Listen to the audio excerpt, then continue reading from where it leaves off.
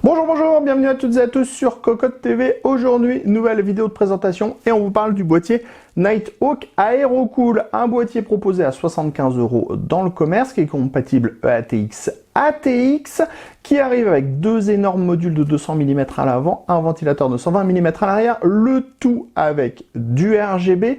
Et bien sûr, on voit à travers la face avant, mais aussi on voit à travers le côté puisqu'on a un plexi fumé transparent à l'avant et une vitre en verre trempé sur le côté gauche. On vous propose de découvrir ce boîtier, c'est tout de suite, c'est maintenant, c'est sur Cocotte TV. Place au Nighthawk par Aerocool. Comme d'habitude, on vous donne les tech specs. Sachez que le boîtier mesure 219 mm de largeur sur 480 mm de hauteur, 485 mm de profondeur. Il fait 6 kg. Il est compatible EATX, ATX, Micro ATX, ITX, mais clairement, on vous le dit, il se destine plus à de la configuration en ATX. D'un point de vue du style, comme vous pouvez le voir, c'est très orienté gaming, c'est futuriste, avec cette face avant qui ressort littéralement, face avant qui est principalement en plastique, avec cette grande partie en plastique transparent fumé légèrement marron. On a un pourtour qui est en imitation carbone, un petit logo Aerocool dans la partie basse et 4 entrée d'air avec un mesh qui est assez travaillé dans ses formes, ça c'est plutôt joli. Derrière on a deux ventilateurs de 200 mm, bien sûr on peut démonter la face avant. Ces deux ventilateurs de 200 mm pourront être remplacés par trois ventilateurs de 120 mm ou trois ventilateurs de 140 mm. On pourra mettre du radiateur de water cooling en 360 mm maximum ou 280. Sur le côté gauche, on va trouver un panneau en verre trempé avec une armature plastique sur les côtés qui est maintenue avec deux vis à main. Derrière, dans la partie basse, on a des petits pieds classiques de type IFI. Si on passe sur le côté droit, on va retrouver un panneau en acier intégralement noir. On continue sur le dessus. Sur le dessus, on va avoir un mesh plastique aimanté qui protège une grille en 2 x 120 mm, 2 x 140 mm. Pour le radiateur de water cooling, ce sera 240 mm maximum. Ensuite, on a le Power On, diode d'activité HDD, diode Power On, le bouton Reset qui sera soit un bouton Reset, soit un bouton de gestion pour le RGB. Ensuite, on a les entrées-sorties audio et on trouve deux USB 3.0. Si on continue à l'arrière, on va avoir un emplacement en 120 mm avec un ventilateur en 120 mm RGB. Ensuite, l'emplacement de la plaque Ioshit de la carte mère.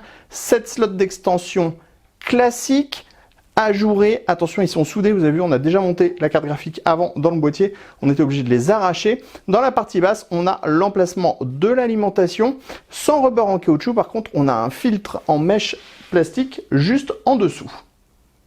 On termine justement sous le boîtier. On voit que la face avant avance énormément. C'est normal, hein, c'est avec sa forme spécifique. Ensuite, on a les points d'ancrage ici pour la cage HDD.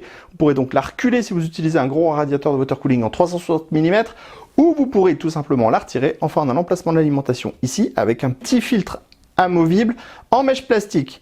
4 pieds de type IFI sont également présents avec des petits rubbers en mousse.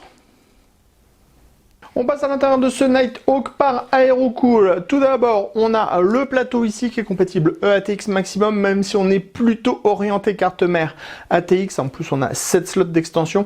On a l'accès backplate, des passages dans le haut, 2 rangées de passages sur la droite, des passages dans le cache alimentation. Le cache alimentation est intégralement fermé, il dissimulera l'alimentation et une cage HDD. On y reviendra quand on passera derrière. Et à l'avant, on a une ouverture pour pouvoir mettre du gros radiateur de water cooling en 360 mm maximum. De base, on retrouve deux ventilateurs de 200 mm. On a un filtre amovible en mèche plastique qui est aimanté, qu'on peut donc retirer. Il va libérer une grille qui est également compatible 3 fois 120 mm ou 3 fois 140 mm. Pour le radiateur de water cooling, on le disait, c'est 360 mm maximum. On pourra mettre du push-pull puisque la cage HDD est démontable. On pourra donc profiter du passage.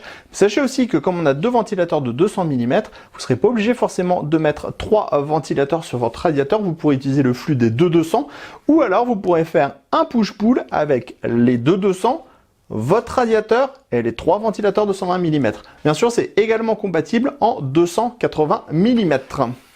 À l'arrière, on va retrouver un ventilateur de 120 mm en ARGB. On aura 7 slots d'extension. Attention, les slots sont soudés, vous l'avez vu. Nous, on avait déjà fait le montage avant. On a dû arracher les slots et donc on ne pourra pas remettre les slots après. Donc on en a 7 qui sont ajourés mais soudés. Dans la partie haute, maintenant, on retrouve une grille qui est en 2 fois 120 mm, 2 fois 140 mm, et pour les radiateurs de water cooling, ça sera 240 mm maximum. On passe à l'arrière de ce Nighthawk. On va retrouver bien sûr l'accès backplate au centre, des passages dans la partie haute, 2 rangées de passages sur la partie gauche, la petite cage HDD dans la partie basse qui est amovible. La cage HDD accueille 2 paniers compatibles 2,5 pouces, 3,5 pouces. Ensuite à droite, on va voir l'emplacement de l'alimentation, sans rebord en caoutchouc, mais c'est filtré par en dessous. Ensuite, sur la partie centrale, on va retrouver 2 plateaux pour installer 2 SSD. Les petits plateaux sont amovibles et montés avec des vis classiques. Enfin, on va avoir le PCB RGB fan qui va permettre de gérer jusqu'à 6 modules ventilateur plus RGB de la marque Aerocool.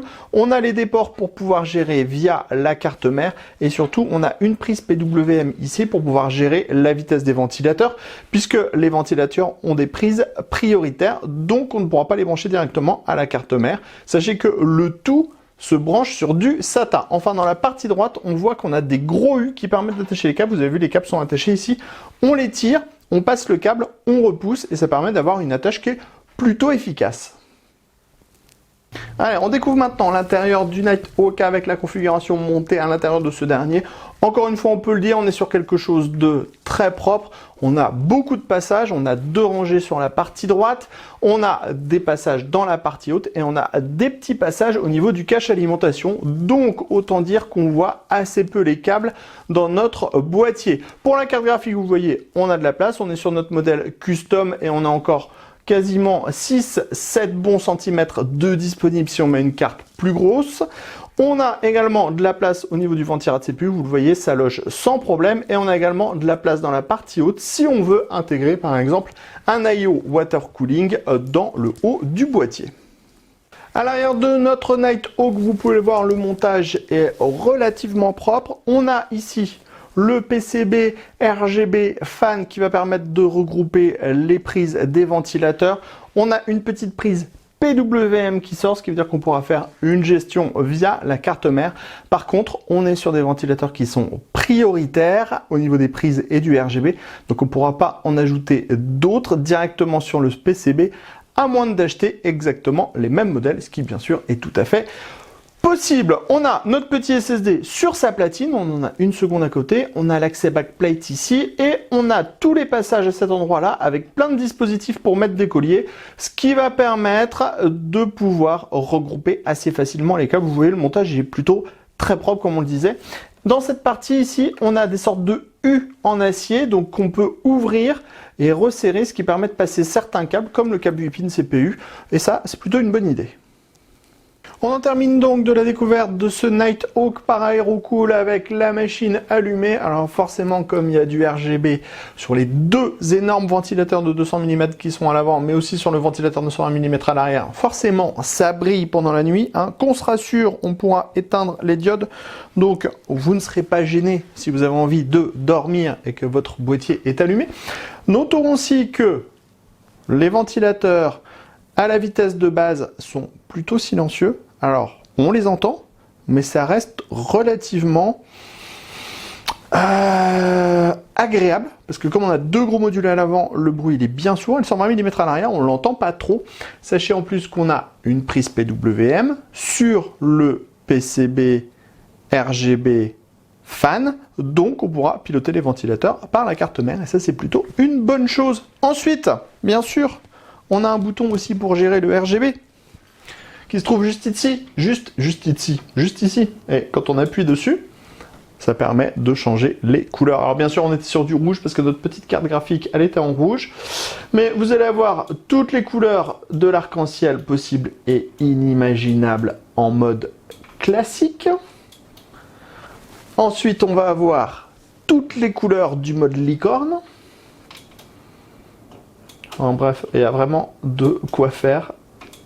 Il y a énormément de modes différents de base. Donc, il n'y aura pas de quoi s'ennuyer avec le RGB.